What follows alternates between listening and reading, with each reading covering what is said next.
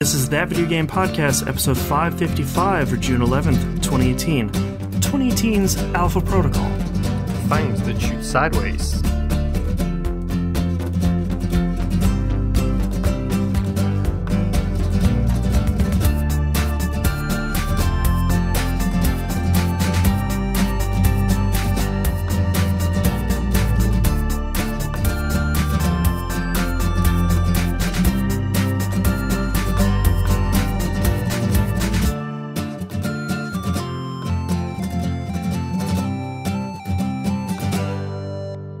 Welcome back to another episode of That Video Game Podcast. I'm your host, Boston. Joining me as always is Moonlighter. Hello. Just to let you guys know, we're in the middle of E3 now, or as I'm calling it, E3 Week 2, since Week 1 has already finished. Yep. We're not going to be talking about much E3 stuff during news stories this week. That's all going to get, since it's literally in the middle of it right now, and wrap all that stuff up next week for the, no releases, no news stories, no games, just E3 episode next week. That'll be 556. So we're going to talk about all the pre-E3 stuff this week. So yes. If you're waiting for E3, that will be another week. I think that's it. I think so. What's that? I think so. Oh. Yeah. Patreon.com/E1M1. Moon, what have you been playing this past week? Start with the showstopper, I guess. I played Sea of Thieves. I played a fair bit of Sea of Thieves this week. Say that. New patch is out, right? Played it for one day. Yeah, it was like a 12 gig patch, I think, something like that. Wow. So they are currently, well, I don't know if it's still going on right now, but they're running the Megalodon event. Oh, yeah. Which my wife and our friends have lovingly called Meg. There you go. The rule is you don't say the name of the Megalodon, you don't say the name of the Kraken, because when you say their name, they show up and really F your S up. Okay. So we don't say their names out loud. So the Kraken is called Karen, the Megalodon is called Meg. My favorite 80s pop duo, Karen and Meg. Yeah.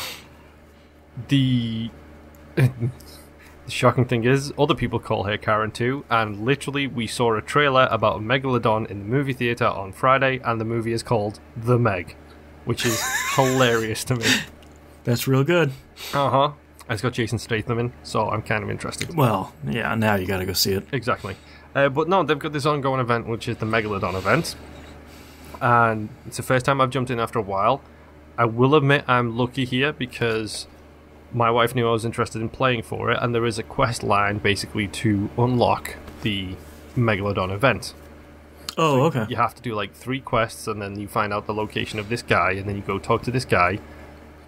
And he turns into a Megalodon! No, it's actually kind of interesting.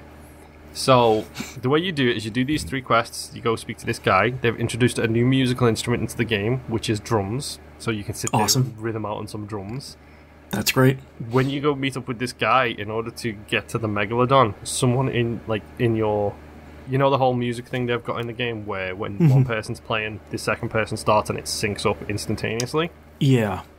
You have to start playing your drums by this guy who's standing on an island, and then your drum beat is his music, and that is the music that you need to summon the Megalodon. Oh, wow. So, by default, you are a pirate down, traveling to the Megalodon, because that person has to maintain that drum beat at all times. Jeez. Alright, that's interesting. And we were on a galleon, and there was 3 of us instead of 4 of us. Mm-hmm. So it was a 2-man galleon for a while there. And shout out to Knight, who we refer to in this story as a half a pirate, because she sprained her wrist. Oh no. And couldn't really play the game. So she became our little drummer girl and carried the drum beat for us while we sailed to the Megalodon. That's cool. Other things they've introduced in the game is a megaphone. Oh no. Because it's really cool meeting up with other people and becoming friends with them, but the problem is in order for the in-game chat, because you can chat in the game, in order for that to be picked up by somebody else, you literally have to be next to them on the ship. Like, so now you get to be in another ship shouting at them, "Look at my entire butt." basically, yes. Or in our case, there was someone throwing offensive music at us about prostitutes of the Asian descent and how much it costs. Ah, sure. You know that song if you know that song. I do, yeah. If you don't, you don't. Don't worry about it, you're fine. Yeah. So the megaphone is now used to communicate over a much longer distance so that you can say to people, hey, we're friendly. Parlay. Before you actually have to basically be right next to them. So it actually encourages discourse before the combat starts. Please stop shooting me, it hurts very badly. Exactly. So that's kind of a really interesting add-on to it. So we head to this guy. On the way to meet this guy, like I said, my wife was great. She took care of my 3 quests, so all I had to do was show up for the Megalodon section. That's true love. Yes. So we get to the guy, we start to, like, as we pull up, a different ship pulls up behind us. Oh, is it on? It's parked on the island, but on the opposite end to where the guy is standing. So we go around to where the guy is, and we are shouting on our megaphones, "We're friendly. Do you want to go hunt a shark with us?" Right. And then it becomes this crew of, I think it was 3 and us. We were like, yeah, okay, we're all good. This is after 20 minutes of supplying up, like going to 3 different bases and getting a bunch of supplies, because you're going to need all of the wood to repair the boat, the cannons to shoot at the thing. You're going to need it all. We met up with this other crew. We had a little friendly conversation. For once in Sea of Thieves, we had a friendly conversation about going to get this shark. And then we both kind of sailed to the same point, met up at the Megalodon, like spawn area, played the drums, and then the Megalodon appears. And this thing is a giant shark, as you expect from the name, the Megalodon. Right. Where it literally takes bites out of your ship. Oh, wow. And if you're not quick, you can get sunk in a heartbeat. Jeez. So we had 2 galleons, like, literally side by side, firing outwards to try and keep this Megalodon at bay. But as it bites you, it pushes you in different directions. So there was such wonderful instances as it bites the side of their ship knocks into our ship gets strayed out, kind of thing. And we ended up, like, having to, like, we both galleons had dropped anchor, and we ended up, like, re-maneuvering ourselves back close to each other, because after a while we couldn't hear each other. So it was one of those things where it's like, oh, the Megalodon's coming for us. We've got 2.5 pirates. They've got 3 pirates. So all of a sudden our boat starts to sink, and it's like, pull out your megaphone, shout at them, we need help. And then run downstairs to start bucketing out the water while somebody else repairs. And all of a sudden all you hear is a cannon go off, and you hear, shoo, and then some dude hits the sails, lands on the mast, and comes down and helps us start bucketing the water. Nice. It was really cool, and probably one of the most intense 30 minutes of gaming I've done in, like, the past like 2 months, where it's just a constant thing. Where is he? What's he doing? Who's he attacking? How's everyone doing? Is everything okay? Can you still hear us? Are you all okay? Etc. etc. Yeah, that's really cool.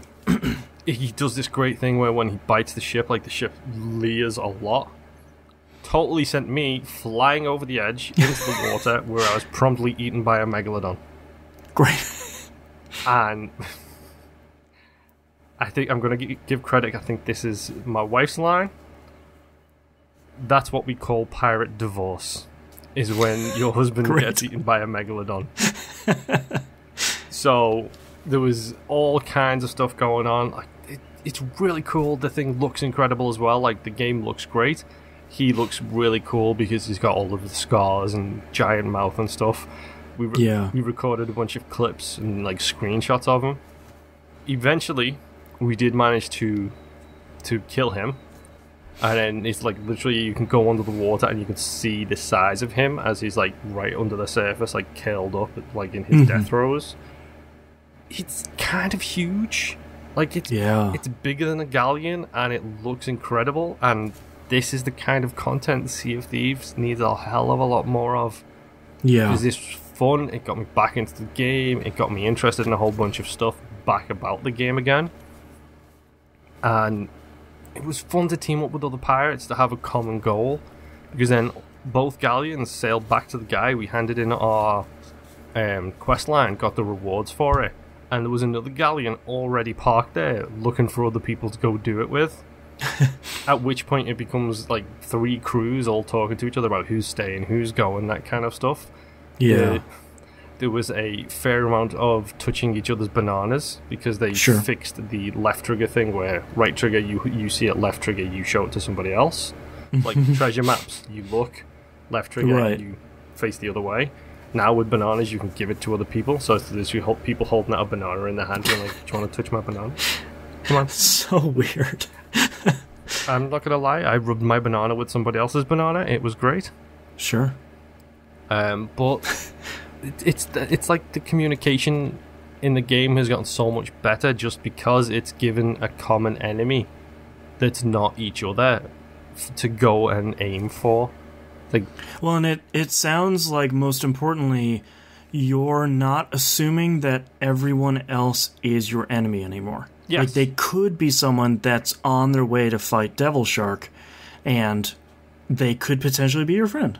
Yes, and that was the great thing about it. Like, as soon as we showed up at the island and the other galleon was already parked, we were already shouting to let them know we were there, that we didn't want to attack them, using the megaphones, which is we're coming in. It's shaped like a shark's mouth as well, just for fun. That's great. Is everyone decent in here? We're coming in. Yes. And then we all just met up at the beach and it's like, yeah, we're all going to go do it. Let's go do it together kind of thing. Yeah. It was so fun. It was great. We handed in all the quests. We partied. Everybody had like a little dance and stuff. I finally got my achievement for doing the pirate salute and adding someone as a friend. Which, great.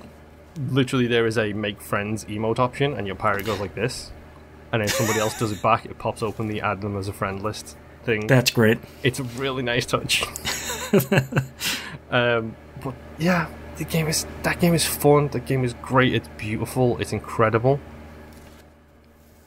And it kind of needs more events like this. I hope more people have done this event, and I hope stuff like this keeps on coming, because the more they keep stuff like this coming out, the more I'm going to be going back to Sea of Thieves again and again and again, because I've always had a bit more leeway with that game than most.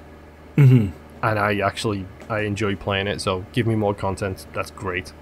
Yeah, hopefully they get to the point, where like Destiny and Destiny 2 got, where it's like, all right, Iron Banner's back for a week. So everyone says, oh, come on, all right, let's fire Destiny back up. And you might not play it for another 5 weeks, but then an event comes up and you're like, oh, cool, Sparrow Racing League's back, all right. Yeah, it's like Megalodon comes for 2 weeks every 3 months. It's like, oh, okay, oh, cool. This event's great. Let's fire back up Sea of Thieves. Game Pass. Exactly. But no, that game is so good. But anyway, it's so good looking. Yes, like I cannot express that enough. Like, that game looks beautiful. Yeah, like, from the art style to the fact that the water is somehow realistic but still maintains the art style. It's amazing. Yeah. I totally forgot to mention as well, on the way to the Megalodon guy, we totally got attacked by the Kraken as well, just to make it more fun. Why not? Yeah. Let's do all the encounters. Mm-hmm.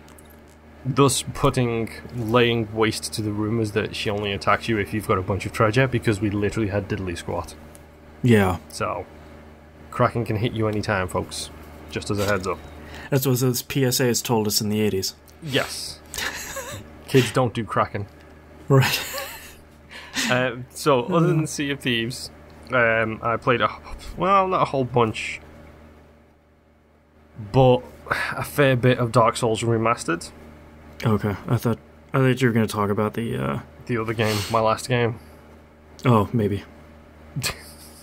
Anyway, Dark Souls Remastered. That game is still great. That game is still amazing. Watching that game run at 60 seconds is real crazy. Or 60 frames. 60 seconds. Yeah. Dark Souls minute. Yeah. They need to remake that. 1 minute just Dark black Souls. And white. Yeah.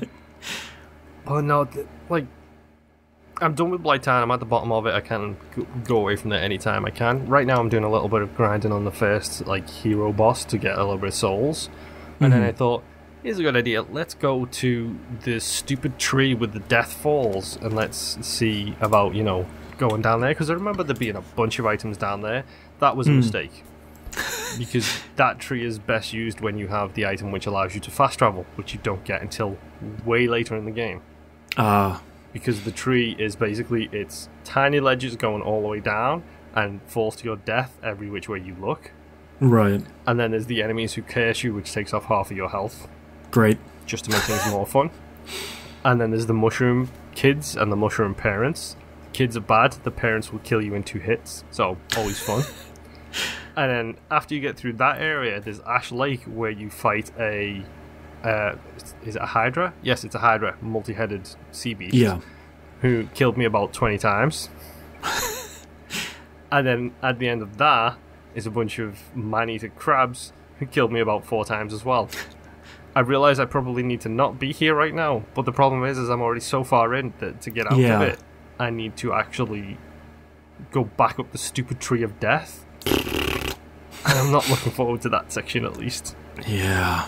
So, fun for everyone for me. So right now I'm kind of a little torn, because I want to finish exploring the area I am, but I'm getting the poop kicked out of me every single time I come up against somebody. Yeah, man-eating crabs are eating man.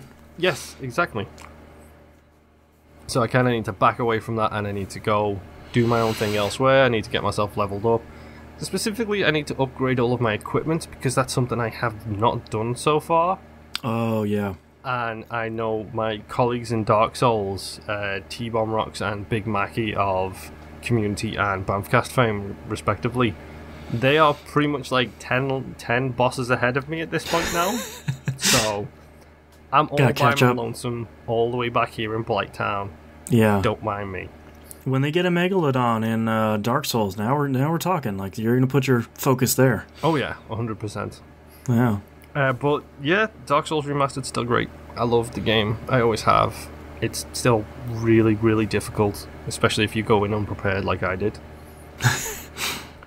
My final game this week, because I've had 0 time, I probably put about maybe 3 or 4 hours into this so far, and that is developed by Don't Nod. It is Vampyr. The game I thought you were going to talk about was Owlboy. Oh, Owlboy, yeah. Mostly because I just wanted to complain about it. Oh, go ahead. Let's talk about Owlboy first, then. Want to launch Owlboy into the sun. Okay, let's go. Owlboy hate. Let's go. How far are you into it? I've witnessed the destruction, and I think that's it so far. Okay. After the third, I'm chasing the 3rd relic, so okay, that should tell you. This game. If anyone wants to hear me genuinely angry about a game I was 100% definitely going to love and has let me down at every turn, you should listen to the upcoming Game Club episode. Yeah. I cannot be more angry at a game. Is it after where I'm up to? You're on the downslope now. Okay. Because I'm currently working my way through the forest to go further up. That's right where it starts. Mm-hmm. With the spiky balls that can't get hurt. And the controls that are slightly too loose, and you just hit everything. Yep. Have you run into the part of the dungeon where it's 100% completely black? Nope. Oh, yep. Wait. Are we talking about the gnome section? Oh, that was the beginning of the total BS of Owlboy. Yeah, that is the section I'm up to, and literally I was trying to do that section, and I was like, screw this, I'm going to go play something else, because these gnomes are annoying as hell. Yeah. Yeah, Owlboy is real bad. And it breaks my tiny black heart to say that this game is actually really bad. It starts so great. Mm-hmm. Like, so good. And there are flashes of some really great stuff, and then it's just... I think... I'll talk about it during the recap episode. I think it's the opposite of Stardew Valley. Both are developed by one person. Stardew Valley is a very well and very clearly designed game. Mm-hmm. Owlboy is a game where someone needed to tell that guy to stop. Like, stop with these segments, stop punishing the player, like, just figure out which sort of game you want to make and just make that. It feels like it feels a little bit like, because I know both games took so long to develop, it feels like that section of Owlboy started to get developed right around the time roguelikes were getting real popular. Yeah. It's like, oh, I can put this in my game too. You really shouldn't have. Just make it a blue sky platformer with flight. Yeah, that's all you needed. Because a lot of the dungeon designs are pretty cool. And they're really interesting until you get to sequences like that. So what we're talking about for listeners that maybe haven't played it is at the end of the very first dungeon, everything's going swimmingly. It's a great-looking game. It plays fairly well. Like Moon said, the controls are a little bit loose. You got your little buddy that you're carrying around. He's shooting a pistol. Then very suddenly, there's a darkened area, and there's these gnomes that patrol back and forth on these platforms. And you have to make it all the way to the top, like, right-hand corner. They can't see you, or they one-shot kill you. And they can't hear you, which means you can't fly, which has not been a restriction up until this point. Yep. And there are, by my count, 20 of them on this one screen. And some of the platforms are ridiculous that they expect you to jump either over the top of them or right next to them, and then literally you touch a split, like a pixel of their light, and they're on you, and you're done. Yeah. It's one of those things where it's like, everything has been great until this part that is 100% garbage. Now we're out of it, and this stuff is great. It's just like, what? How did this happen? Yep. But anyway, let's talk about a good game. Let's talk about Vampyr. Oh, no. Oh, no. Oh, no. Okay. So, let's say this game caused a very heated debate in this household. Okay. Understandably, kind of so. From Discord, I get the impression your wife is enjoying it. She is 50-50 on it. She is enjoying aspects of it and then absolutely despising other aspects of it. From what I've seen, it seems very much like the perfect B-level game from like the PS2 era, where it's like half of this game is really smart choices and some cool new stuff, and then what the hell happened to the other half of the game? Yep. So let me talk to you about 2018's Alpha Protocol. Okay.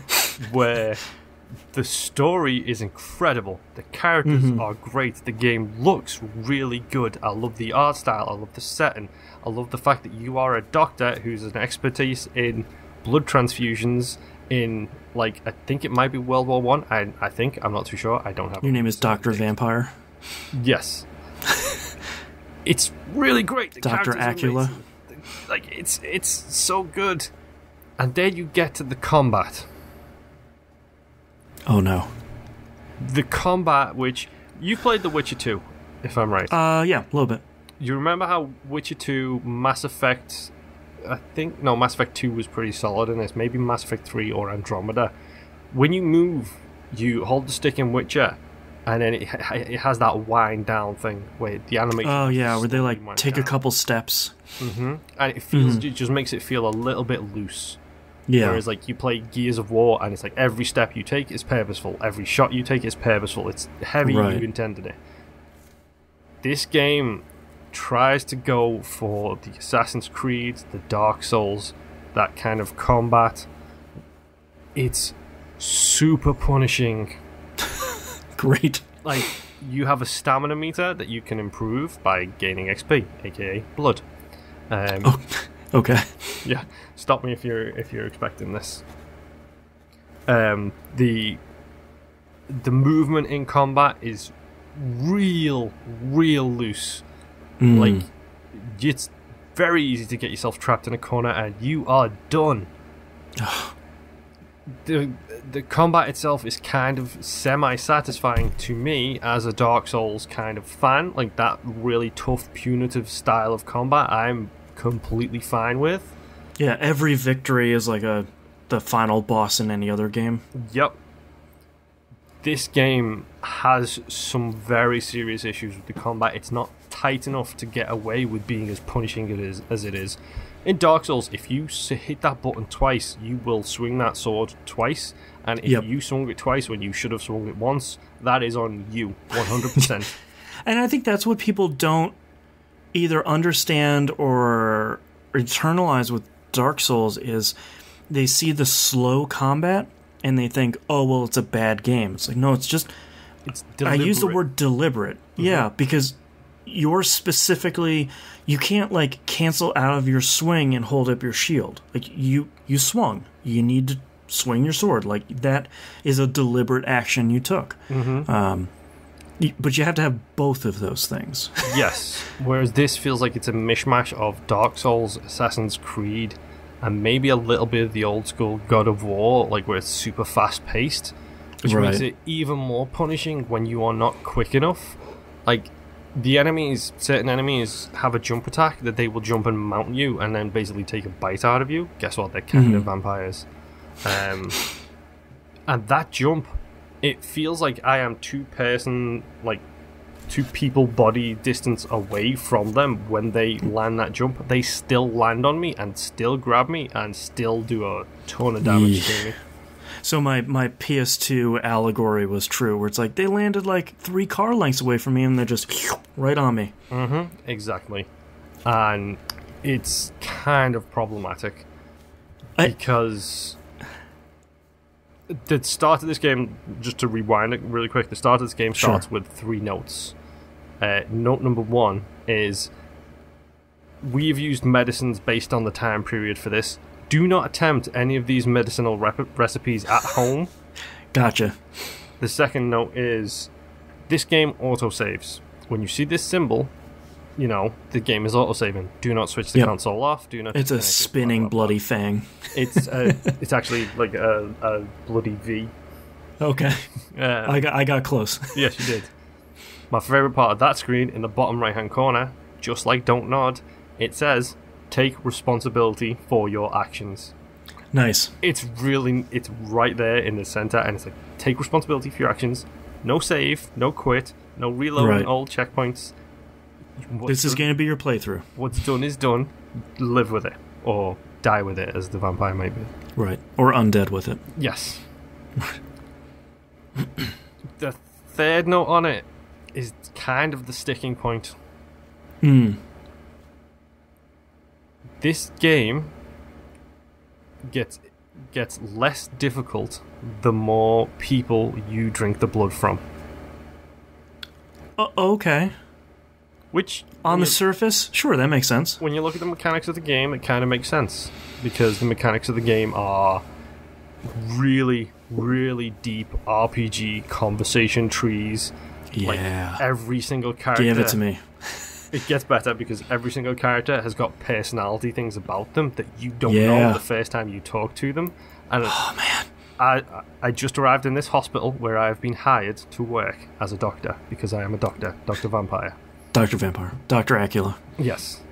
I just got that joke.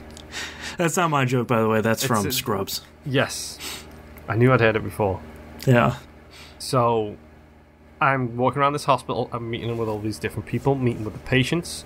They're in the middle of the Spanish flu epidemic as well, just to make things more fun. So, everything's already a sick show, and then it gets 10 times worse because there are brutal murders going on. Of course. Yeah, of course. So I'm walking around the hospital, I'm talking to a whole bunch of people, and it's like, I talked to this patient, and he's like, oh, I broke my arm, I'm a carpenter. My 2 doctors are arguing over who gets to do the procedure to repair my arm. I thought this guy was going to be like, God, I just have so much extra blood. What's going to happen? Can someone help me with all this delicious extra blood?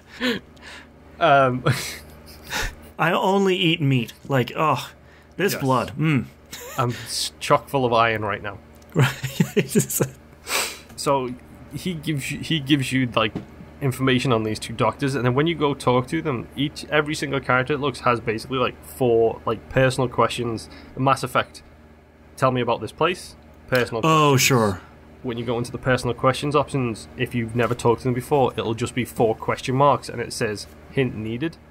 By talking around, you can get a hint, and then you can use your vampire force talk ability, where you just like, tell me about this procedure, and then the guy, dead wooden voice, is just like, I think I am right because I believe in new scientific progress, and the other guy's like, I believe he's just in it for ego and fame and money, whereas I believe what's doing right for the patients is what's best. I think he's a vampire. He might just want your blood. These are 2 non-vampire doctors. These are 2 normal doctors working there. And boring. Yeah. But as you talk to all these people, you get hints about their personalities and their backstories and potential missions for them all. So that's cool. I'm kind of in my first hub world right now, and my first hub area. I don't want to go anywhere. I just want to talk to everybody. Like, I want to know everything about everyone. Yes, exactly. One of the things they teach you really quick in the game is you have vampire vision. Yes. Of course. Detective vampire vision. Yes. So, by doing that, you can see a person and you can see the condition of their blood. You meet an alcoholic and his blood will give you a fatigue status. This blood just says Cool Ranch. No, we all know cheesy is the way to go when it comes to That's blood. right. This one just says cheesy gordita. Yes. But this guy's a drunkard, so when you drink his blood, it will fatigue you and give you, like, a negative effect. A little bit of the spins. Spoiler, you're a doctor. You can cure him of the fatigue before you drain his blood if you so pick. Ah, okay. You can give everybody medical checkups as well. Like, you can say to people, do you need a medical checkup? How's that blood looking? Yes, exactly. That's pretty much what it is, I don't basically. know how to answer that, doctor. I'm sorry. But as you talk to people, you gain information about them. You see every hint that you unlock increases your reputation with that person. I've used the term reputation here because it's hard to describe what essentially is an XP bar in their character screen.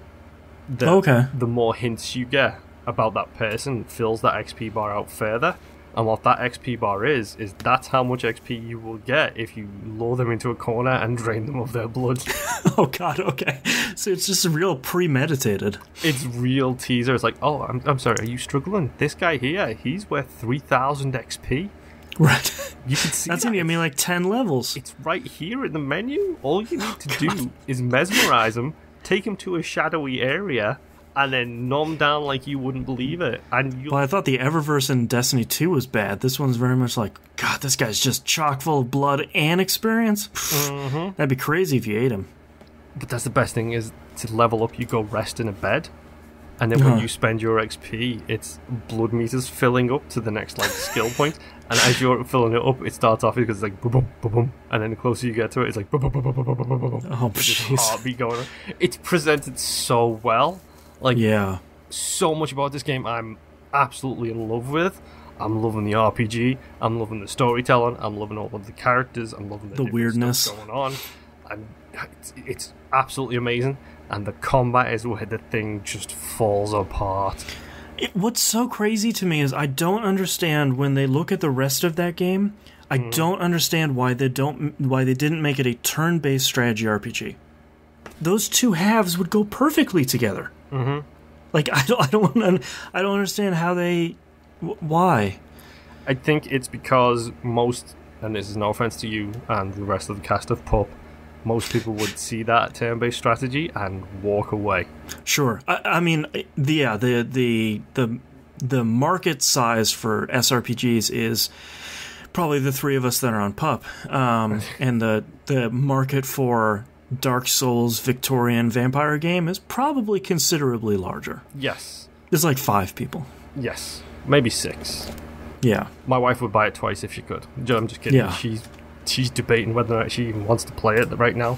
But that's the thing that caused this heated debate in our household was I am fine with the way they have developed it. They desperately need a patch on some of that combat stuff because flat out some of it is broken. Some of it is firing the gun sideways broken. Oh. Hence 2018's Alpha Protocol. Right. Because so much of this game shines, and then having that aspect of the combat, it's number one, it's really, really tough. And it seems to me, in my wife's case, she jumped into a mission and she's level 6 and there's level 19 enemies that she has to get past. Which that doesn't work that way. If the game allows you to get yourself trapped in that kind of a position, that's a very big problem. Because that's just tough design. And that's the type of thing that they need to look at. But I really love this game. Like, I when you tell me like 2018's Alpha Protocol, I know exactly what kind of B-tier game that is. And for anyone listening, maybe that is new to the show, B-tier game is not a pejorative. For me, that's a selling point. Like, it's a little bit broken, and it's a little bit janky and unpolished. But for me, that's where the true gems come out, like Alpha Protocol. Like, that's where you find the really cool stuff. Yep. Is in these games where you sort of have to brush the dirt off of it a little bit. And then you go, oh, there's this really cool other half of the game. Then maybe I just put the combat on easy and just kind of get through to get the cool RPG stuff. And that I would be 100% in agreement with, minus the fact that there's no difficulty scale. Oh, good God. Literally, your guide to the difficulty in this game is, if it's too hard, drink more people's blood. What happens, and this is the sticking point between me and my wife, was I'm patient enough. I'm going to go for the no kills run my first time through. Right. I probably shouldn't. It's probably the hardest. I will admit that. I probably shouldn't. Is there an achievement for it? Yes, there is. Okay. So you know it can be done. Yes. I'm going to try that, and if it gets too hard, I'm going to just chow down, like, on everything. Pull up to the drive-thru. I'm going to... Do you get experience for battles, or is it just blood drinking? Combat, successful completion of missions, these type of things. Okay. All of this gives you XP. But, like, I did a combat thing, and I got 40 XP.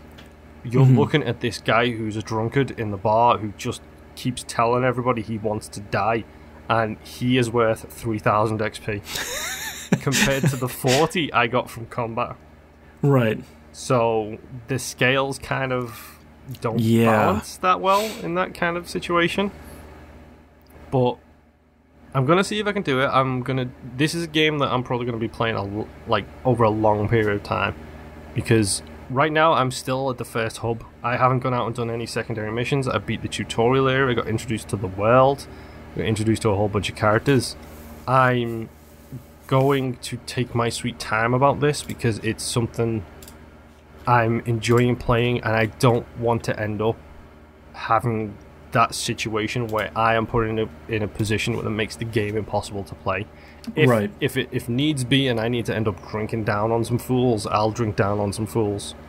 But I'm going to see how far I can go without doing that, just to give myself a better idea of this adaptive difficulty scale that they've got. Because at the end of the day, if you're not as patient as I am, and I'm not saying I'm skilled at video games, but I have the patience to smash my head against that wall over and over and over again, and not like that positive stubbornness. Hey, listen to the Binding of Vampyr and listen to how much I'm talking about the Keeper right now, and you'll see what I'm talking about. See how large his loss streak gets on Wednesday. Yes. So I've got the patience to be able to do that. My wife isn't not a patient person, shall we say. And it seems extremely punitive to somebody like her, who doesn't have that patience to just smash her head against the wall until she beats it. Right. To be like, oh, there's no scaler here. You know, you make it easy by killing people. But what happens if she wants to do the no-kill run-through, but doesn't have the patience for a kind of broken game to get through that part of it? Right. So, the game is fun to me. Like, for me, I'm absolutely fine with it. I can completely 100% see how a fair few people will have an issue with this game. If you're a puritanical playthrough like I am, where it's like, this is the way I'm going to play, no ifs and or buts. Focus on the story. Do what needs to be done. Granted, it might not be the way you want to play it, but you know, sometimes it might be worth doing that to get through to the end of it, and then if you decide you want to go for that way, go for that way. Yeah. But still, I kind of really love this game. Like, a lot. And as someone pointed out on Twitter, it's like someone was talking about single-player games and how rare they are these days. Yeah. I picked this up for two reasons. I didn't pick it up for myself. I picked it up mostly for Jess because she was hyper excited about this game. Yeah.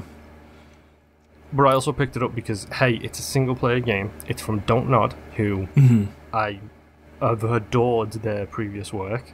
Yeah. So, you know what? I'm going to throw the $60 at it. I'm going to throw that in the direction and see how things turn out. Yeah. As it so happens, it's reminding me so much of Alpha Protocol. It's like, this game is great. It's so broken, but it's great. Yeah. But and I certainly don't want Dotnod to fail, and I don't want this game to fail, but I think the small silver lining for me is going to sound more crass than I'm intending it to be, is it's probably going to be pretty cheap pretty quickly. So for someone like me that's on a very tight budget, that's sort of good news. Because I still want to play it. I mean, I think everything you've told me isn't necessarily bad. It's just you sort of have to roll with what the game is giving you, and maybe the game will have a couple of hefty patches by the time I get around to it. Yeah, and who knows, maybe if I do all of the quests in the first zone before trying to proceed with the main story, maybe that'll be enough to push me over the edge. Where it's like, okay, no, you don't have to drink somebody's blood to keep going. You just do all this other stuff. Yeah, exactly. Yeah. Can confirm, though, thanks to my wife, who basically decimated an entire area, you do become look a lot more vampiric the more blood you drink. Okay, cool. She now looks like a body that's just come out of the grave with bright red eyes. Oh, wow. So Thanks. It has that effect on it, too. It's the Mass Effect red scars. Right. But no, Vampyr, I'm enjoying it. It has its flaws. Be ready to deal with those flaws if you decide you want to buy it or start playing it. But that's all I've been playing, so Boston. I've only had time for a little bit of stuff this week. In Destiny 2 faction rallies a bit. Well, let's start off with the Nascent Dawn quest. That's that exotic weapon quest I've been doing for the last 5 weeks. Last step was this week. Super, super easy. This time we got the exotic catalyst for the weapon. And we got the final little bit of lore for the basically the background of what happened as someone created Rasputin, however hundreds of years ago that was. So that was pretty cool. It was nice to see that that they could make basically a handout exotic, which sounds more negative than it is, make it sort of interesting week over week. Thankfully, the smart thing they've done is, now that all 5 weeks are over, if you hop in now and you start week 1, she'll just give you each piece one after the other after you turn them in. You don't have to wait 5 weeks if you start now. That's kind of cool. Yeah, thankfully, because that would just be like, hey, you want this cool gun that literally everyone else has? Well, you better wait a little over a month. Like, that would be pretty bad. The first faction rally of Season 3 is back, and this is the brand new return of faction rallies. Basically, what would happen before is every time a faction rally would come out, you'd pledge your loyalty to one of the 3 factions. Yeah, I think I was there for the first one. Yeah, and then you'd basically just go farm the hell out of lost sectors, and people found a way to, get thousands of tokens per hour. Shocking. Basically because you could, bomb the boss, grab the chest, and then literally walk a little bit out of the lost sector, and then walk back in, and the boss and the chest would be back there. So, Bungie has done 2 pretty major things to change that. One thing they did this time is you can only pledge to one faction across all 3 of your characters for the event. Interesting. Yes, the community has not received that well. Unsurprisingly, the Destiny 2 community is angry about literally everything, so take that with a grain of salt. Yep. I like that because it means that you're pledging to a faction for real. Next time the faction rally comes around, there's going to be 3 this season, you can change your pledge if you want. But you have to make a decision. And why people are angry about that is at rank 50 for all 3 factions, there's an exotic weapon catalyst and an exotic armor ornament. Yeah. Most people are doing Dead Orbit because the best scout rifle in the game has a catalyst in there that makes it more stable, and auto aim is a little bit stronger. So everyone's going Dead Orbit. I went Future War Cult, because me and my purple peeps are always hanging out. And the gear they have this... Life. Yes, FWC for life. The ornaments they have for their gear looks sick this time. I look awesome. The other thing they did is they went with this renown system. So basically what happens is when you're out and you're doing stuff on a planet, you gain renown. You can gain up to 5 stacks of renown. If you do like a patrol, that gets you 1 renown. You do a heroic event, that gets you 3, and so on and so forth. Basically, everything you're doing on the planet will get you renown.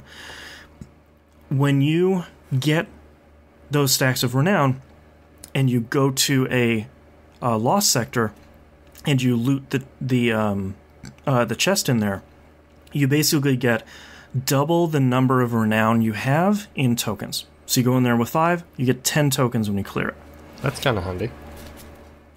What I really love about this, and man, what this community hates, they reset the renown every time you open the chest. Yes, but that's not the problem. What happens is when you get 5 stacks of renown, you do way less damage, enemies do way more damage to you, and you don't regenerate health anymore. So what I really love now is lost sectors without renown is basically like, all right, I'm going to run up to this boss, I'm going to drop my super on them, I'm going to sprint over to the chest, open it up, and I'm going to peace out. Yep. But now it turns into an actual dungeon where I have to clear out all the enemies. I have to try and use weapons and skills that regenerate or recover my health. I'm moving through like SEAL Team 6, like watching my corners and sniping people that could be a problem. And the boss in Lost Sector is a real problem this time. Yeah. Because if you die, you lose 1 stack of renown every time you die. So it gets easier, but you lose the rewards. Exactly. I think that's super cool because they've turned it, rather than a run and pick up, now it's an actual mission. Now it has gameplay instead of just being a clicker where you go in, you click the button, and you get stuff. Exactly. And I think the largest problem I have is myself and a lot of others don't have a ton of time to play Destiny 2. Mm-hmm. I have more time than most. Getting to rank 50 requires 1,000 tokens. Excusing the sort of daily quests you get, which will give you like 15 or 20 tokens at a time, you're getting 10 at a time. That's what, the 100 lost sectors? Yeah. But you only have a week. Oh. To me, that's not nearly enough. On the surface, I don't really have a problem with there being rewards in Destiny that not everybody can get. Look at the competitive PvP gun. I'd love to get it. I can't. I'm bad at PvP, or I'm not good enough in that mode. I'm also bad. But I feel like if you would make this event 2 weeks, I feel like the majority of people could get to the point where if they put in a little bit of time every day for those 2 weeks, they could get to that rank 50 reward. Yeah. As it is, a lot of people might get halfway. And I think on one hand that's fine, because like, sure, you need to put in the time, whatever. On the other hand, a week is kind of short for an event like this. It's the problem with the games as a service model. Everyone is so determined to make sure that you only play their game, and you have to put so many hours into their game that you can't play anything else. You have to keep playing that game to just grind. To maintain that level. But then the problem is you're going to do one of two things. The people who are really into your game are going to be really into your game. Everybody else is going to burn out and not play anymore. Yeah, like the faction rally is going to be over, and they're tired of running lost sectors, and they didn't get the reward they want, and they go, okay. Mm-hmm. I mean, we'll talk about the future of Destiny 2 in the news stories, but for a lot of people, Destiny 2 in this event is sort of like, this is sort of my siren song on Destiny 2 Year 1. But which is sort of a shame, because with the renown system, they did something really great. They kept faction rallies exactly the same as they were before. You're going to do lost sectors to get tokens to turn into your faction, but they put something around it to make it way more interesting, and I think that's great. It's just the execution of the back end, where it's just 1 week, is kind of a problem. Because if you want to overlay that with like Iron Banner, where you get tokens for your faction as you're going in Iron Banner, that'd be great. You can have 2 factions going at the same time. You're playing one event to sort of spread across 2 factions. That'd be fine.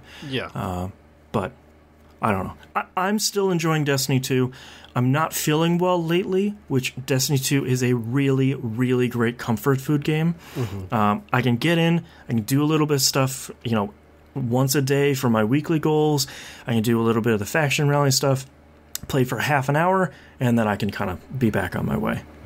Let me tell you about another Bungie game, which, considering you are debating on Game Pass, let me tell you about Halo the Master Chief Collection.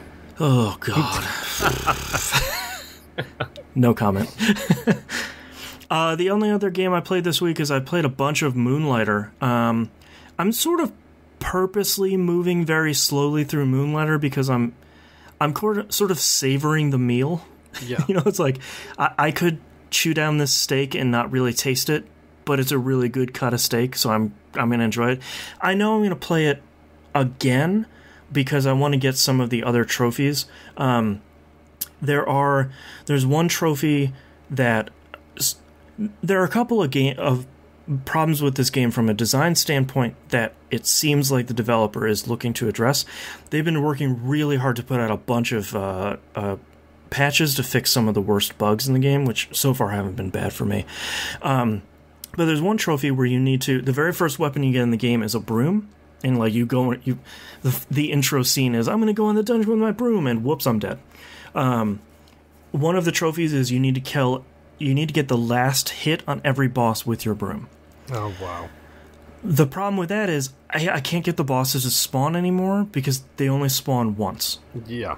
Which makes sense because they drop incredibly expensive stuff from the chest, so they don't want you just farming the first dungeon over and over. But that means I've already killed the first 3 bosses. I'm now on the 4th dungeon, so I can't get that trophy unless I start a new game, which is fine. Yeah. I'm in the 4th dungeon. The 3rd dungeon boss was surprisingly hard. I didn't really have trouble with the first 2 bosses. I haven't even gotten to the 2nd floor of the 4th dungeon at this point. I've fully upgraded the town, my shop. My shop is huge. I have a cool assistant. Every time we open the shop, she like ties back her hair and gets to work. It's really cool. That's kind of neat. I'm at like the last tier of armor upgrades. I have like 900 health at this point. You start the game with I think 75 or 100.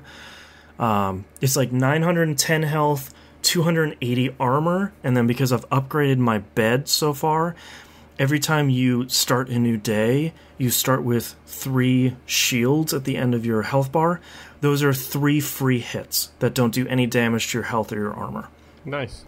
So I'm pretty kitted out, and I feel like if I really wanted to, I could probably push straight through the 4th dungeon and onto the 5th dungeon, which is sort of the whole point of the game. Is at the very beginning is like, hey, there are 5 dungeon doors outside of the town. How do we open the 5th door? There are 4 keyholes. That's weird. And the game's very much like, wink. Yeah. But I'm still really enjoying Moonlighter so far. I know a lot of people... I've been looking at some stuff in the community because there aren't a lot of people playing this. I'm looking for some stuff where it's like, okay, how do I do this trophy? Like, what does this mean? I'm running across a lot of people that are having some pretty serious design problems with some of the design decisions, which I sort of disagree with on some standpoints. But I'm still really enjoying it. It's a great game to sit there and play. You can pause all of it. You can... I like that I can spend 5 minutes in the shop and do that. I like that I spend 10 minutes in the dungeon and do that, and that's the full loop. Like, it's a 15-minute loop, and it feels really great. Yeah. And it's just a lot of fun to play. And I think this week has been tough, and I think between Destiny 2 and Moonlighter, I have an older comfort food game, and I have a brand new comfort food game, and that makes me feel pretty great. Yeah. And then I have Owlboy, which is just like walking over hot coals. A kick in the feathers. Yeah, exactly. And with that, let's take a break.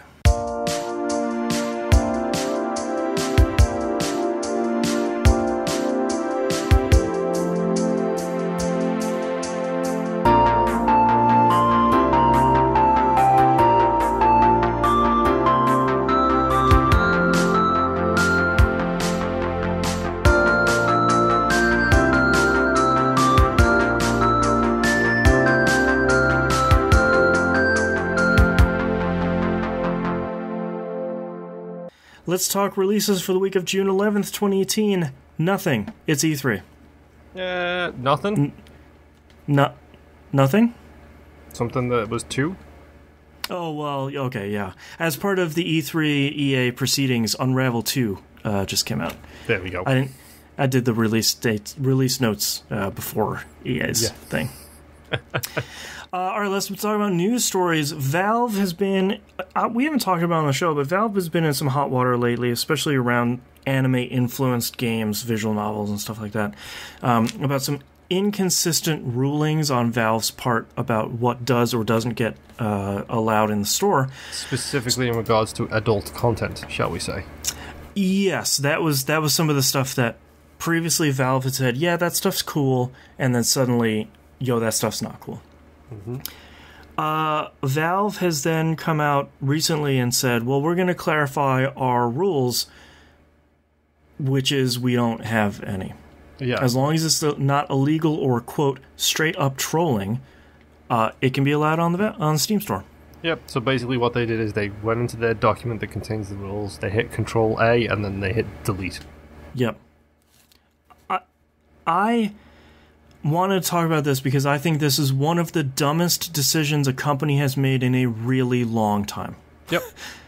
I think the problem we've been seeing with Steam over the last couple of years is it has moved from the place where all the good games go to the place where everything goes.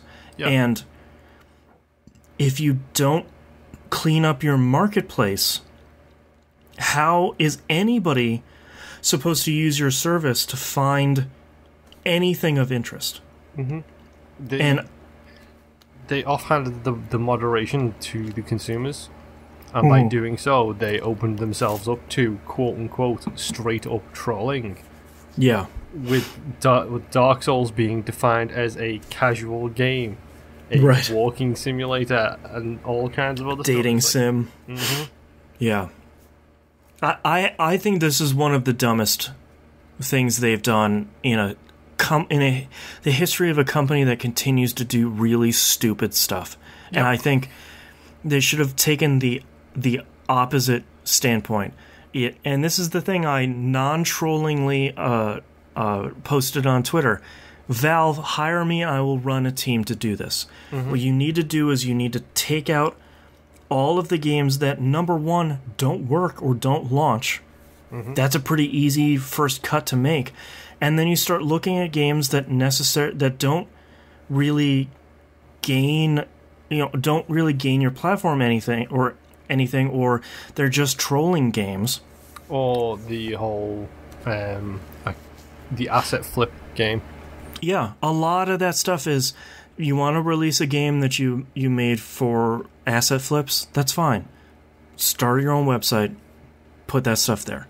I don't have anything against a company that wants to put out a game that features asset flips. It's not something I'm going to play, but maybe it's a great place for somebody to start developing games for really cheap. Mm-hmm.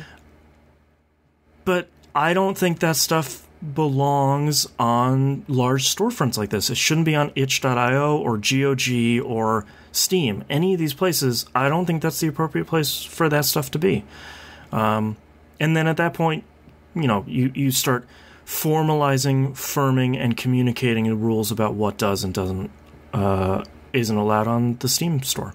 And you get back to the point where you can look at a game and the recommended games like that are high quality, completed, polished games on your platform. Mm-hmm. I mean, to be honest, I ain't got no problem with quote-unquote adult-themed games coming out on it. You know what? Yeah. If you want to make a smut game and peddle your smut, go right ahead. Make it some good smut. Yeah, sure. Make it... Actually put effort into it. Actually make it a good game and have it be on Steam. I don't have a single problem with that. Some of the adult visual novels are, on the smut spectrum of adult. That stuff's fine. I mean, as long as you're not, really marketing it towards kids, then you should be fine. If you don't market it at all, the market for those games is so small, you're going to find it on Steam anyway. Mm-hmm. And literally have it be a filter that you can turn on or off. Contains adult content in that nature, not the is it an violence. Adult game? Then, sure. Nice and easy. These are solvable problems. Hire me, let me hire my friends, pay us a bunch of money, I'll fix Steam. Probably.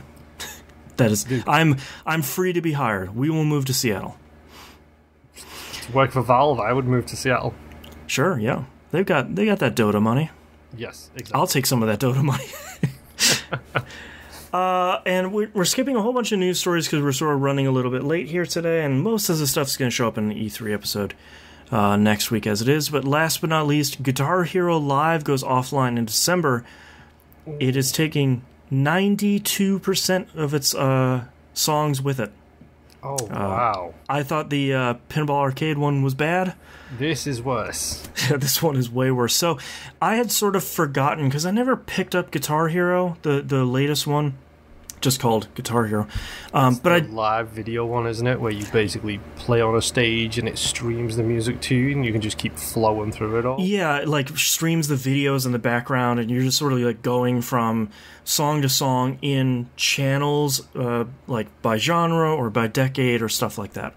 A really cool idea. And some of the microtransaction stuff they did was interesting, and some of it made a little bit more sense, where it's like, I'm going to buy a party pass that will let me play anything for the next 3 hours, stuff like that. All we'll be left with is the 42 songs on disc, which normally would say, like, 42 songs, that's great. But they're kind of not the ones you want to play. So, I mean, we talk a lot about games as service, and 9 times out of 10, I don't have a problem with them. In the case of Destiny 2, that's clearly a game as a service now, and I'm still playing it. But the downside of some of this stuff is when a game is basically just disappearing, like Guitar Hero Live stuff. Yeah. With no chance for us to really archive that stuff at all. No. I think that's where it gets really, from an archival standpoint, that's where I get really bummed. I bet you the people over at videogamearchive.com or wherever it is are currently in the process of reaching out to Activision. Yeah, and Activision will probably be like, hey, we didn't get your email. Yep. Suckers. I'm sorry, that section is being Control-A deleted. Yeah. This inbox is no longer monitored. No. All right, let's move on to TVGP recommends. I'm going to start with you, Moon, because I don't have anything yet. Mine's a weird one this week. Okay. A really weird one. Mine is Honeywell air circulation fans. Okay. Which is specifically, I think you can get them, there's 2 different sizes we picked up, where I think the cheapest one was like $15 from Walmart, the next one up was like $20. Mm-hmm. They're basically like normal fans, except they're heavy-duty designed for air circulation. And let me tell you, these little things are powerful. Oh, really? We have a circulation problem in this household. That problem is... It's a very old house, right? Yes, it's a very old house, and we don't actually have AC. Right. We have a window unit which sits in the bedroom, so when it gets really hot, we can actually sleep at night. And downstairs we have ceiling fans, which we actually have in this room as well.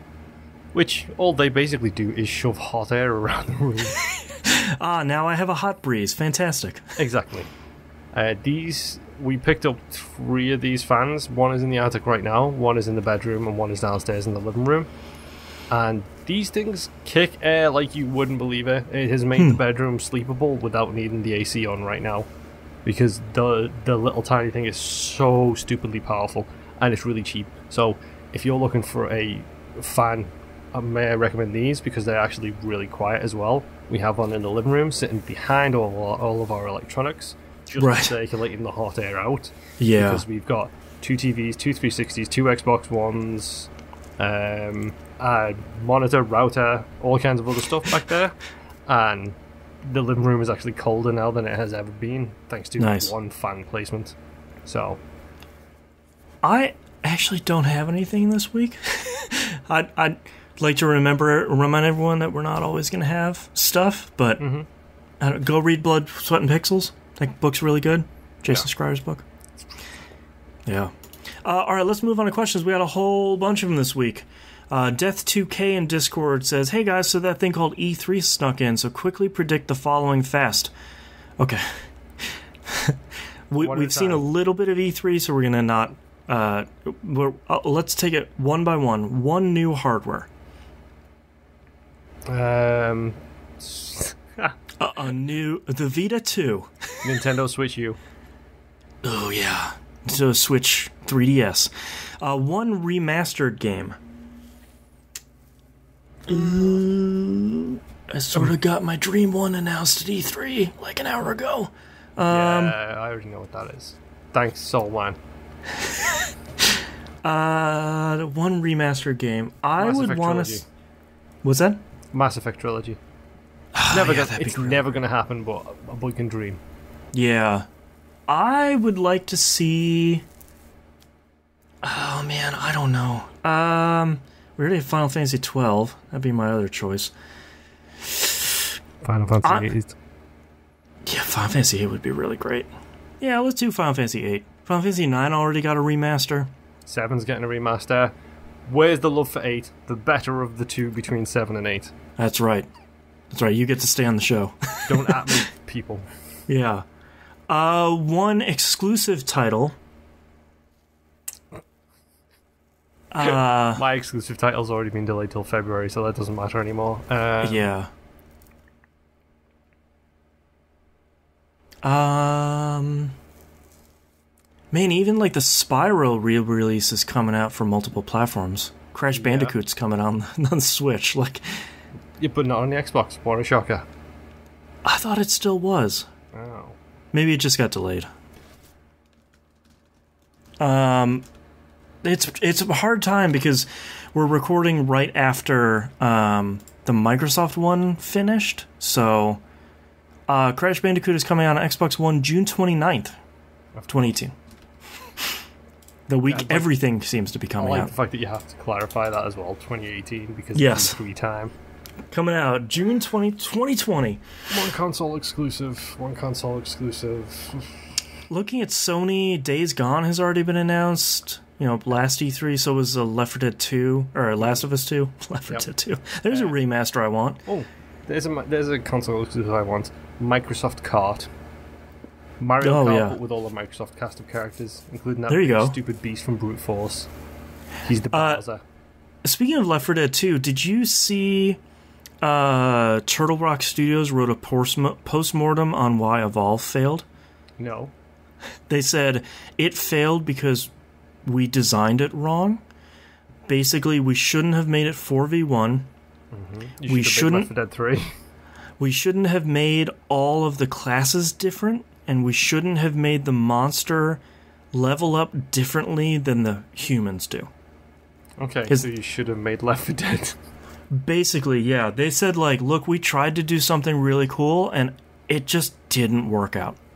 We just had so much trouble balancing and designing and patching and all that stuff. I thought that... It's all over on Gama Sutra. I recommend everyone read it.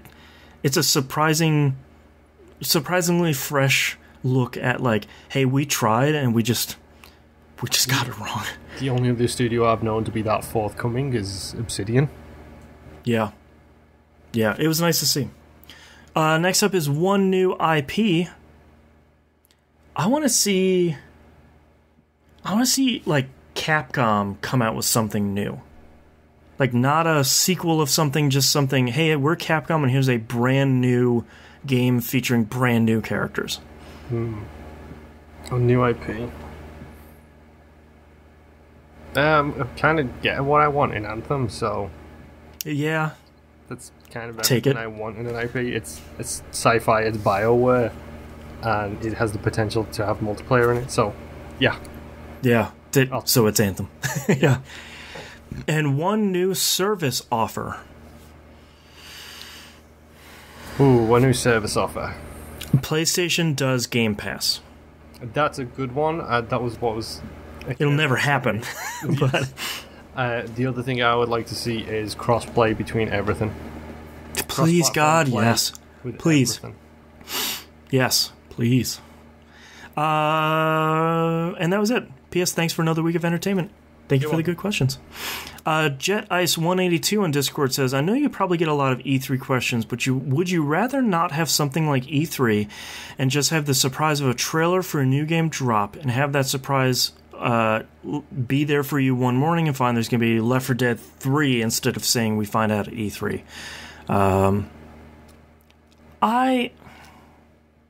I don't know. I sort of like the big, like, oh, I woke up, let me look on Twitter, oh my god, this thing's coming out. But I kind of like that we're mostly positively on the world stage for like a week. Like, games are good and things are great and there's brand new stuff coming out. You know, it's... Yeah. I like that positive press for a while. The pomp and circumstance. A little bit, yeah. It happens for a week a year, so it's fine. As someone who doesn't have to go there and work it, yeah, I kind of like it. Yes, exactly. I prefer the other way. I love E3 because it's exciting. It's an exciting time in the world of video games because ideally you go in as blind as you can, and then you know, guy with the thumbs. Yes. Then when you do something does get dropped big, then you absolutely love it. It's old hat now, but Crackdown 3 is a prime example. I watched that live, streamed it after the fact with my wife, having avoided everything to do with it. And the second the first trailer for Crackdown 3 came out, I literally lost my mind as soon as the guy started talking, and I was like, I don't know what this is. I literally don't know what this is. That's Crackdown 3! Yes, exactly.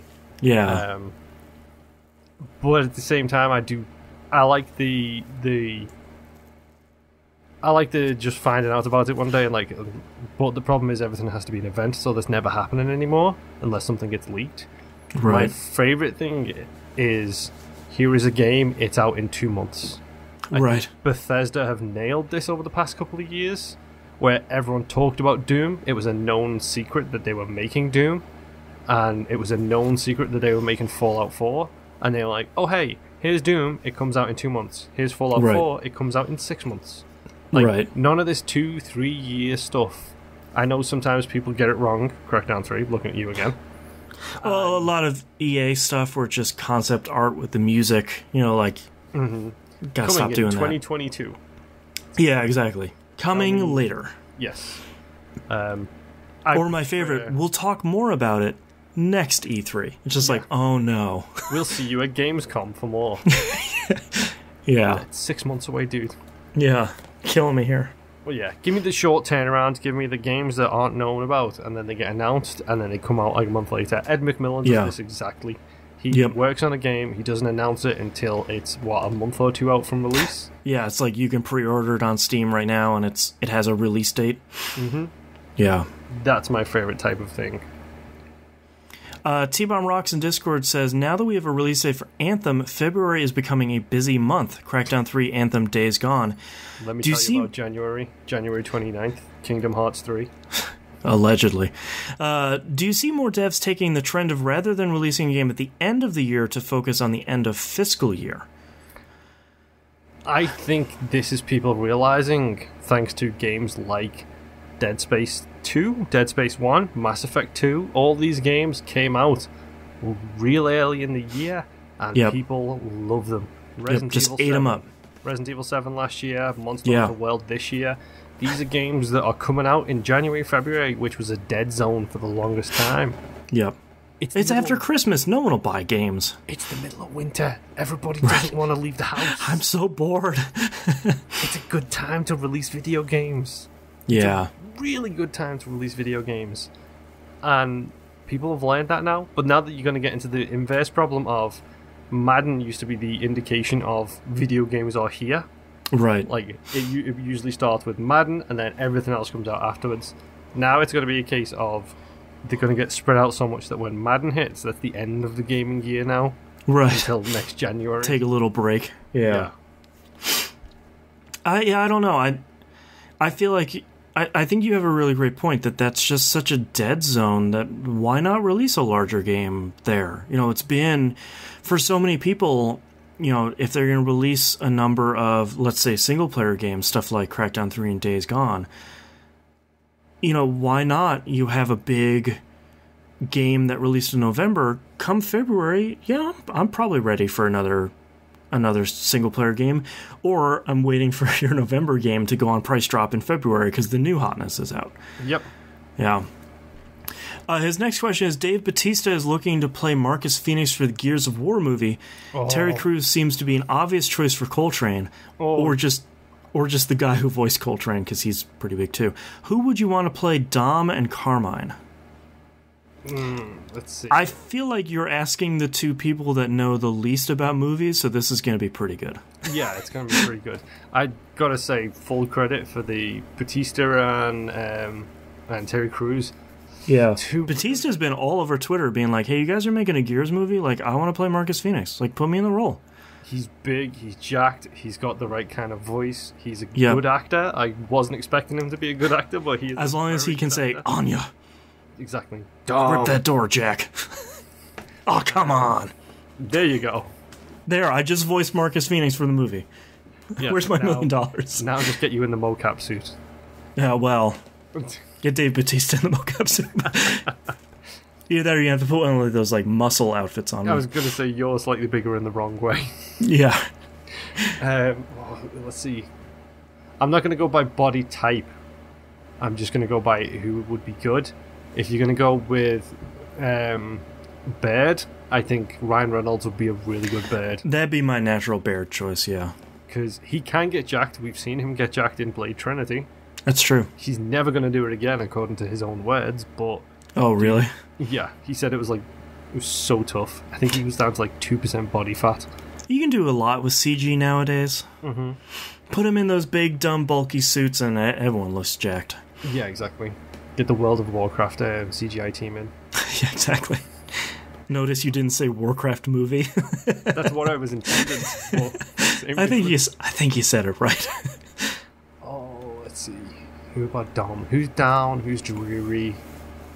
Oh, almost a bit of a sad sack. Yeah. Steve Carell. Oh, Steve Carell's not bad. Is it Jeffrey Tambor? Just for comedy's sakes. Yeah, he's in a little bit of hot water right now, though. I don't know if you want to hire him on your movie. True. Sad sack old washed out guy. Oh, Harrison Ford. There you go. There you go. He can just mumble his way through. Yeah. And the smoke coming from him is not weed, we swear. Wink. Wink.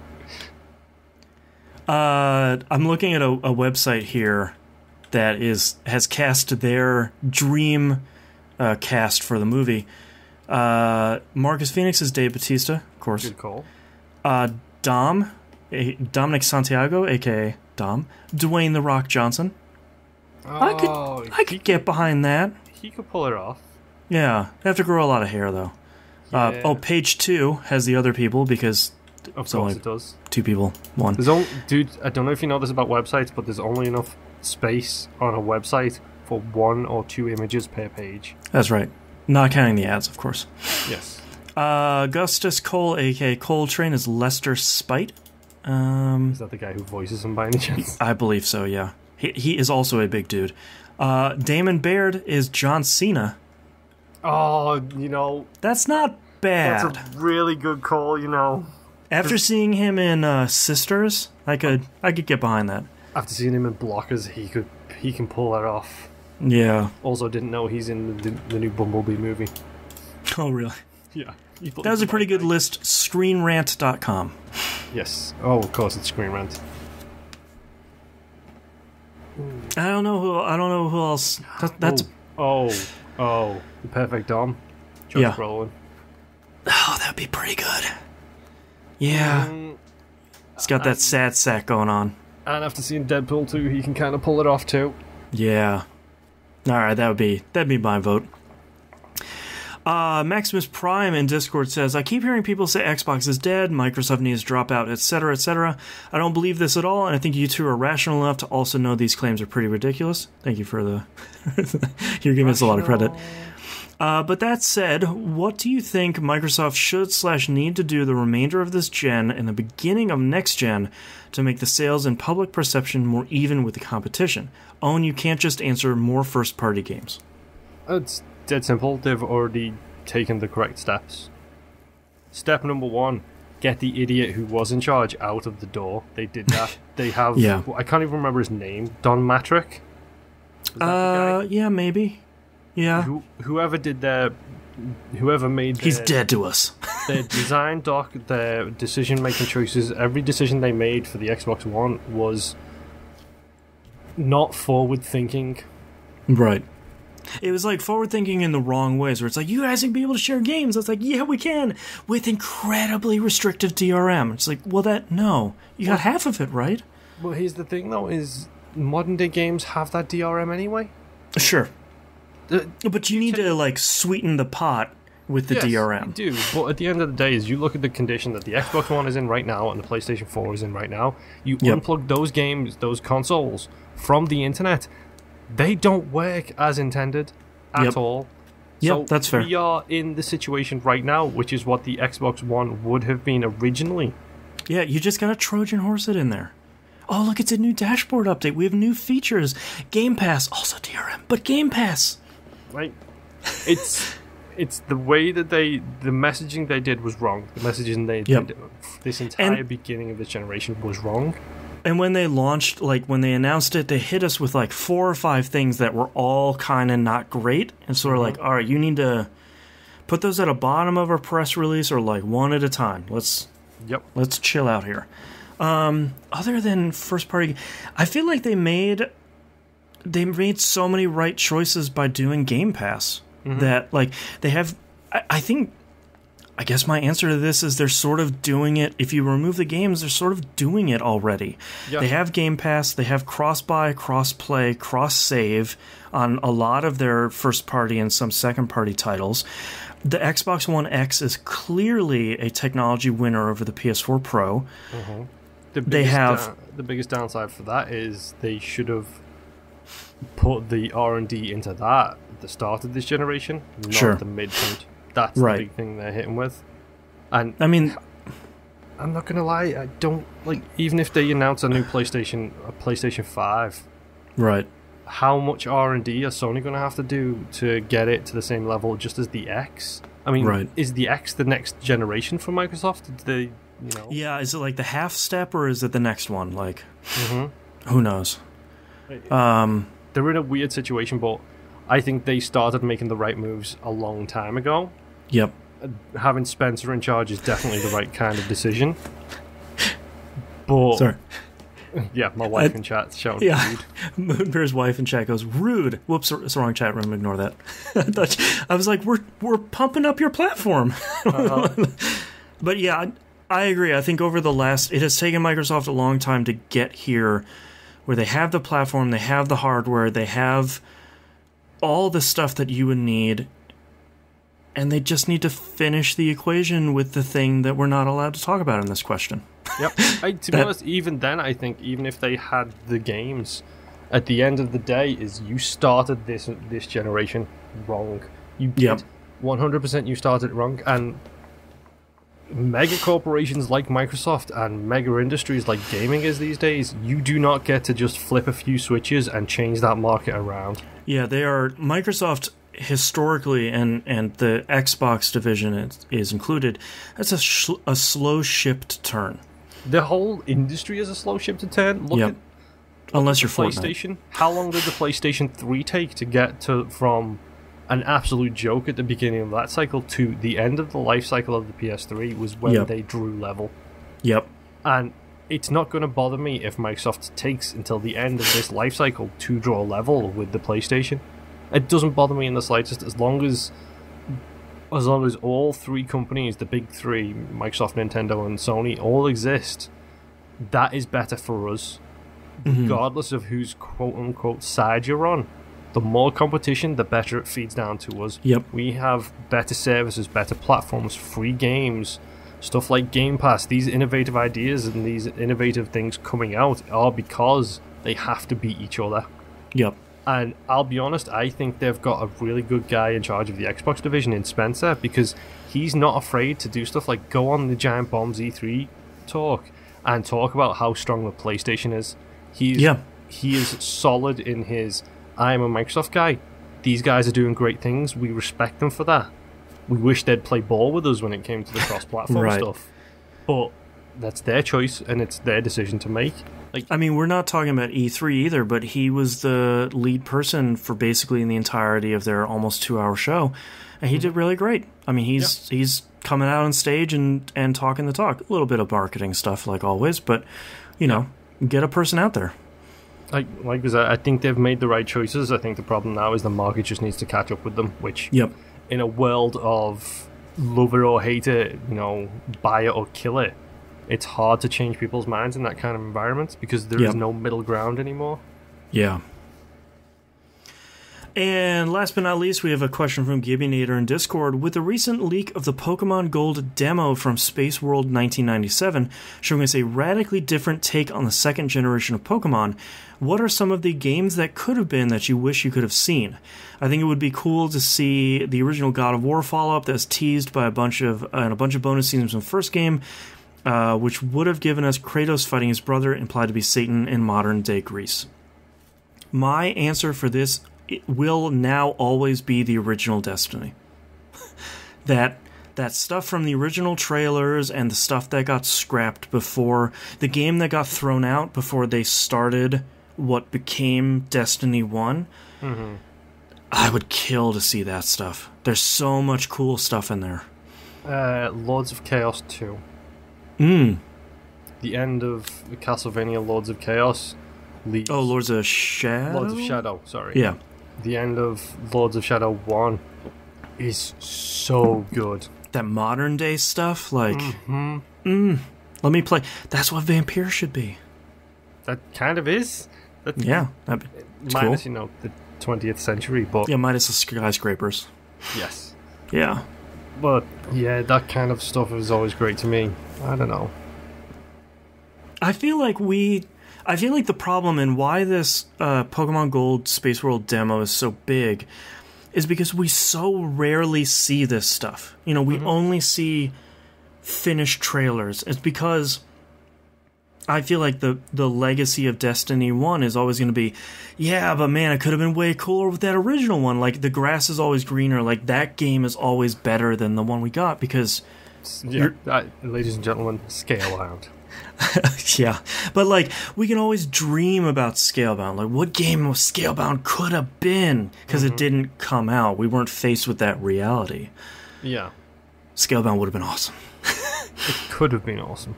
Yeah. If it would have been. I mean, that's always the problem with Platinum Games right now, is there was the last couple of years for Platinum have been real bad. Yep, because they seem to be accepting any contract that people slide under their doors. Yeah. I mean, at some point you need to make money, but you sort of need a sugar daddy for Platinum, I think. Yeah. Yeah. Come on, Microsoft. Right, yeah. I didn't watch that whole conference. Who knows? We bought Platinum. All right, yeah.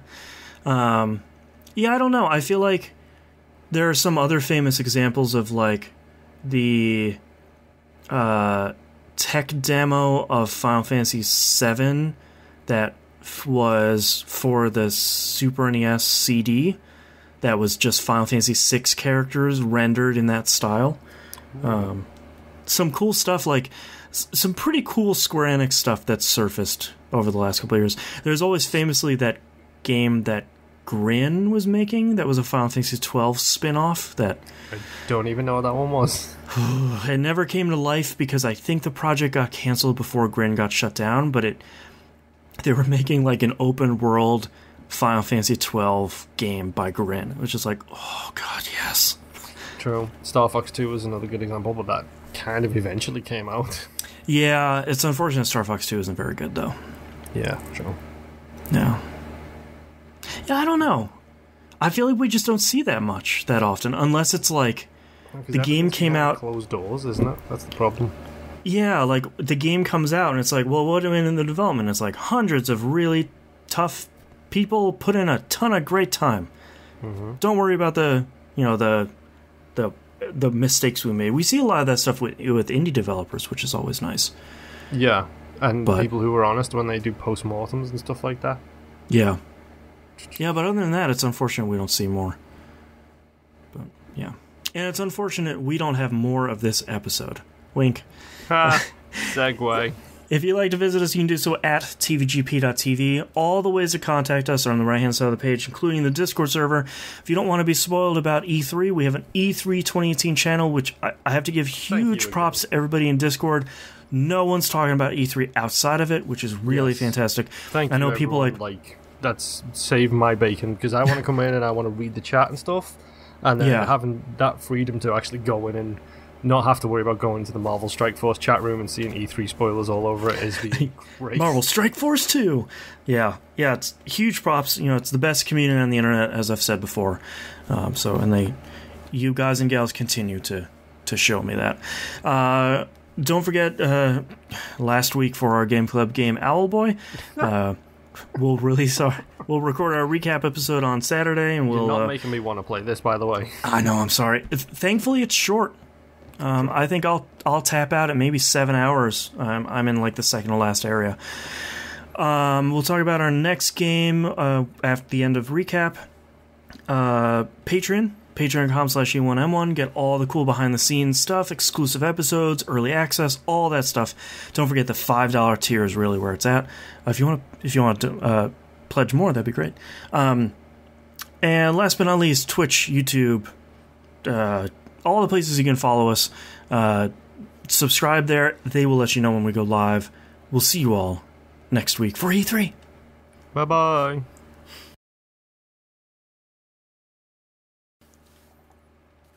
First segment was really great for titles.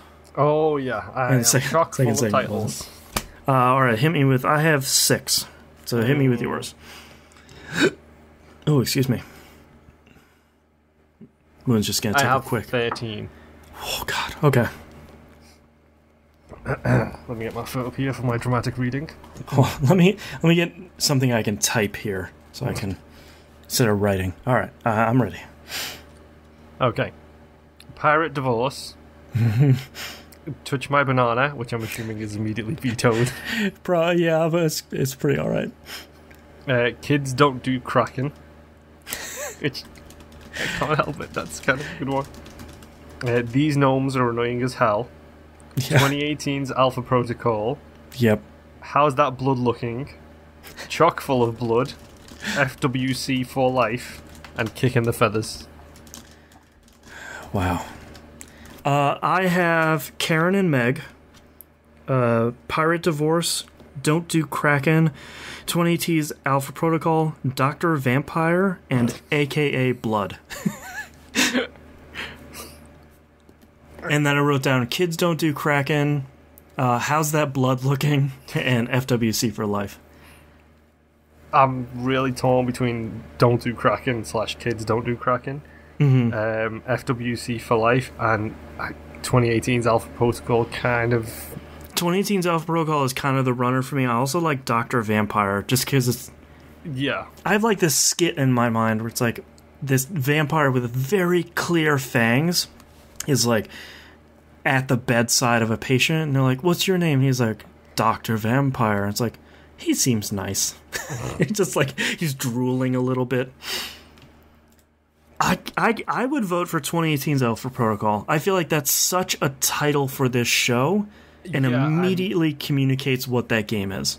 Yeah, and I think it might pique interest to be like, if you don't know the show, if you're a relatively new listener, it's like, what the hell is Alpha Protocol?